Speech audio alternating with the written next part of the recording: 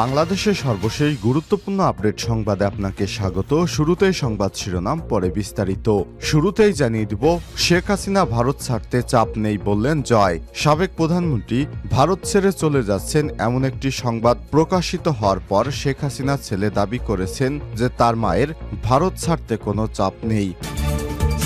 এরপর জানিয়ে দেব, বিএনপি 4 নেতা বহিষ্কার। খুলনা নগরীর খালিশপুর থানার 8 এবং 11 নং ওয়ার্ড বিএনপির সুদী সমাবেশে বিশৃঙ্খলা সৃষ্টি, দলীয় শৃঙ্খলা ভঙ্গ এবং দলের নীতি আদর্শ পরিপন্থী কর্মকাণ্ডে জড়িত থাকার অভিযোগে 11 ওয়ার্ড বিএনপির যুগ্ম আহ্বায়ক সারোয়ার হোসেন, যুবদল নেতা নাজমুল হোসেন বাবু, মাসুদ হোসেন ফকির, শহীদুল ইসলামকে বহিষ্কার করেছে বিএনপি। এদিকে সাবেক রাষ্ট্রপতি বদরুদ্দোজা চৌধুরী মারা গেছেন। সাবেক রাষ্ট্রপতি অধ্যাপক ডাক্তার একিউএম বদরুদ্দোজা চৌধুরী আর নেই। ইন্না লিল্লাহি ওয়া ইন্না ইলাইহি রাজিউন। আজ মধ্যরাতে হাসপাতালে চিকিৎসাধীন অবস্থায় তার মৃত্যু হয়েছে। উত্তরা মহিলা মেডিকেল কলেজ হাসপাতালে গত মধ্যরাতে তার মৃত্যু হয়েছে। নিহত বদরুদ্দোজা চৌধুরীর ছেলে বিষয়টি নিশ্চিত করেছেন। মৃত্যুকালে তার বয়স হয়েছিল 94 বছর। জানাবো, আরও জনশক্তি রপ্তানিতে মালয়েশিয়ার সহযোগিতা চান রাষ্ট্রপতি।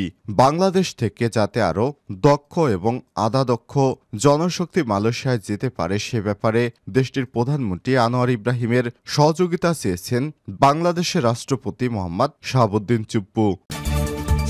এদিকে নির্বাচন এবং সংস্কার বিষয়ে জানতে চাইবে দলগুলো। প্রধান উপদেষ্টার সঙ্গে আজ জরুরি বৈঠক। অন্তর্বর্তীকালীন সরকারের প্রধান উপদেষ্টা অধ্যাপক ডক্টর মোহাম্মদ ইউনূসের সঙ্গে দেশের বিভিন্ন রাজনৈতিক দলের সঙ্গে আজ সংলাপ হবে। আজ বিকালে রাষ্ট্রপতির বাসভবনে এই সংলাপগুলো অনুষ্ঠিত হবে। এ সময় এই দলগুলো বাংলাদেশে সংস্কার এবং নির্বাচন ইত্যাদি বিষয়ে জানতে চাইবে। এবং সর্বশেষ জানিয়ে দিব, সাবেক খাদ্যমন্ত্রী সাধনচন্দ্র 7 দিনের রিমান্ডে।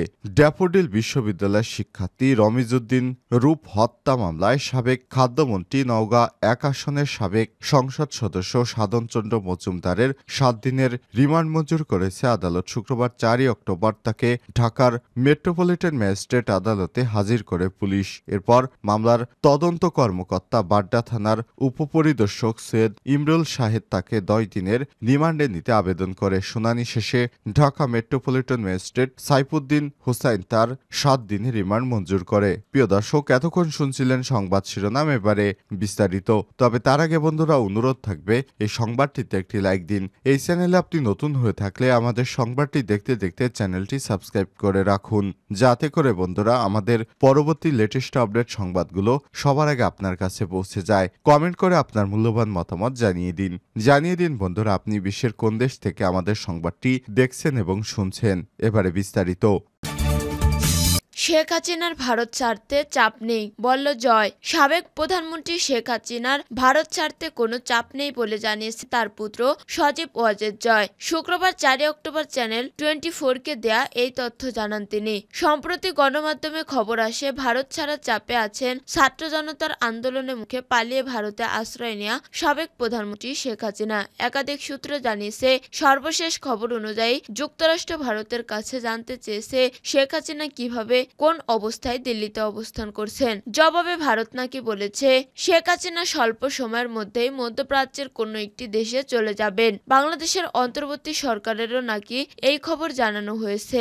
তবে শেখ হাসিনার পুত্র সজীব ওয়াজেদ জয় বলেছে ভারত ছাড়তে কোনো ধরনের চাপ নেই। ইতিমধ্যে শেখ হাসিনার লাল পাসপোর্ট বাতিল করেছে অন্তর্বর্তী সরকার। এ ধরনের পাসপোর্টধারীরা ভিসা ছাড়া ভারতে 45 দিন বৈধভাবে থাকতে পারে। তবে 2 মাস ধরে ভারতে অবস্থান করেছে শেখ হাসিনা। কূটনৈতিক পাসপোর্টে তার বৈধভাবে অবস্থানের মেয়াদও শেষ হয়ে গেছে। এখন তিনি কোনো স্ট্যাটাসে ভারতের অবস্থান করছেন তা পরিষ্কার নয়। বিএনপির 4 নেতা বহিষ্কার। খুলনায় নগরীর খালিশপুর থানার 8 ও 11 নং ওয়ার্ডে বিএনপির সুদী সমাবেশে বিশৃঙ্খলা সৃষ্টি, দলীয় শৃঙ্খলা ভঙ্গ ও দলের নীতি আদর্শ পরিপন্থী কর্মকাণ্ডে জড়িত থাকার অভিযোগে 11 নং ওয়ার্ডে বিএনপির যুগ্ম আহ্বায়ক সানার হোসেন, যুবদল নেতা নাজমুল হোসেন বাবু, মাসুদ হোসেন ও ফকির, শহীদুল ইসলামকে বহিষ্কার করেছে বিএনপি। শুক্রবার 4 অক্টোবর রাতে বিএনপির মিডিয়া সেল মহানগর বিএনপির আহ্বায়ক আহ্বায়ক শফিকুল আলম মনা এবং সদস্য সচিব শফিকুল আলম তুহিনের বরাত দিয়ে এই তথ্য নিশ্চিত করেছে। ওই 4 জনকে প্রাথমিক সদস্য পদসহ সকল পদ থেকে বহিষ্কার করা হয়েছে বলেও উল্লেখ করা হয়েছে। এছাড়া একই সদস্যের তদন্ত কমিটি গঠন করা হয়েছে। তদন্ত কমিটি আগামী 3 দিনের মধ্যে তদন্ত প্রতিবেদন দাখিল করবে বলে উল্লেখ করা হয়েছে। সাবেক রাষ্ট্রপতি বদরুদ্দোজা চৌধুরী মারা গেছেন। সাবেক রাষ্ট্রপতি অধ্যাপক ডাক্তার একিউএম বদরুদ্দোজা চৌধুরী আর নেই। ইন্না লিল্লাহি ওয়া ইন্না ইলাইহি রাজিউন। শুক্রবার মধ্যরাতে হাসপাতালে চিকিৎসাধীন অবস্থায় তিনি মৃত্যুবরণ করেন। উত্তরা মহিলা মেডিকেল কলেজ ও হাসপাতালে শনিবার 5 অক্টোবর সকাল 8টায় তার জানাজা অনুষ্ঠিত হবে। বদরুদ্দোজা চৌধুরীর প্রেস সচিব জাহাঙ্গীর আলম এই তথ্য নিশ্চিত করেন। তিনি বলেন, মৃত্যুকালে তার বয়স হয়েছিল 94 বছর। তিনি স্ত্রী, 1 ছেলে, 2 মেয়ে এবং নাতি নাতনি সহ অন্যান্য আত্মীয় স্বজন ও গুণগ্রাহী রেখে গেছেন। গত 2 অক্টোবর সকালে ফুসফুস আক্রমণ হয়। বদরুদ্দোজা চৌধুরীকে উত্তরা মহিলা মেডিকেল কলেজ হাসপাতালে ভর্তি করা হয়। সেদিন তার মেয়ে ডাক্তার শাইলা চৌধুরী জানান যে তার বাবা আগে থেকেই ইসকেমিক হার্ট ডিজিজে ভুগছেন। 2001 সালের 14 নভেম্বর রাষ্ট্রপতি নির্বাচিত হন অধ্যাপক বদরুদ্দোজা চৌধুরী।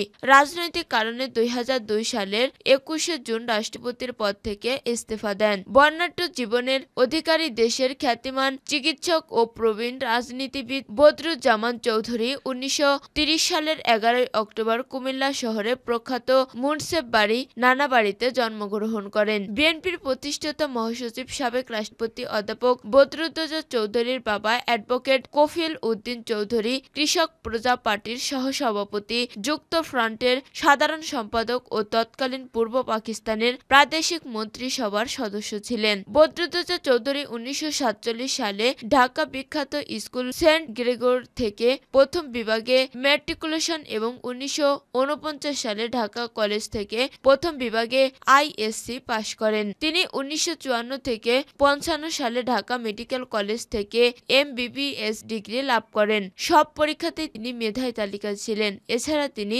যুক্তরাজ্যের royal college of physician, London, Edinburgh ও গ্লাসগো থেকে নির্বাচিত ফেলো এফআরসিপি এবং বাংলাদেশের সম্মানিত এফসিপিএস। তিনি স্বাধীনতা পুরস্কার প্রাপ্ত এবং বহু গ্রন্থের প্রণেতা।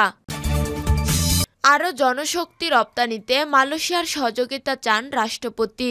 বাংলাদেশ থেকে যাতে আরও দক্ষ ও আধা-দক্ষ জনশক্তি মালয়েশিয়ায় যেতে পারে সে ব্যাপারে দেশটির প্রধানমন্ত্রী আনোয়ার ইব্রাহিমের সহযোগিতা চেয়েছেন রাষ্ট্রপতি মোহাম্মদ শাহাবুদ্দিন। শুক্রবার 4 অক্টোবর বিকেলে বঙ্গভবনে মালয়েশিয়ার প্রধানমন্ত্রীর সঙ্গে সাক্ষাৎকালে রাষ্ট্রপতি এই সহযোগিতা চান বলে তার প্রেস উইং থেকে পাঠানো এক বিজ্ঞপ্তিতে জানানো হয়েছে।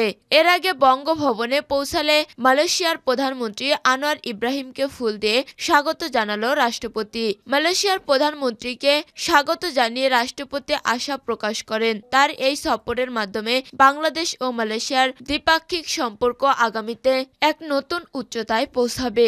সাক্ষাৎকালে তার পারস্পরিক স্বার্থ সংশ্লিষ্ট বিষয়ে বিশেষ করে দ্বিপাক্ষিক বাণিজ্য, বিনিয়োগ, অর্থনৈতিক এবং কারিগরি সহযোগিতা, শ্রমবাজার এবং রোহিঙ্গা সহ বিভিন্ন বিষয়ে আলোচনা করেন। রাষ্ট্রপতি মোহাম্মদ শাহাবুদ্দিন বাংলাদেশের অন্তর্বর্তী সরকারের অর্থনৈতিক সংস্কার কর্মসূচি বাস্তবায়নে মালয়েশিয়ায় সহযোগিতা চান। মালয়েশিয়া আসিয়ানের সভাপতি হয় আনোয়ার ইব্রাহিমকে অভিনন্দন জানিয়ে রাষ্ট্রপতি বলেন, বাংলাদেশ আসিয়ানের সেক্টরাল ডায়ালগ পার্টনার হতে আগ্রহী। মালয়েশিয়া এ ব্যাপারে বাংলাদেশের সর্বাত্মক সহযোগিতা করবে বলে আশা প্রকাশ করেন। মোহাম্মদ শাহাবুদ্দিন বলেন, মালয়েশিয়ায় বাংলাদেশের দ্বিতীয় বৃহত্তম জনশক্তি রপ্তানির গন্তব্য।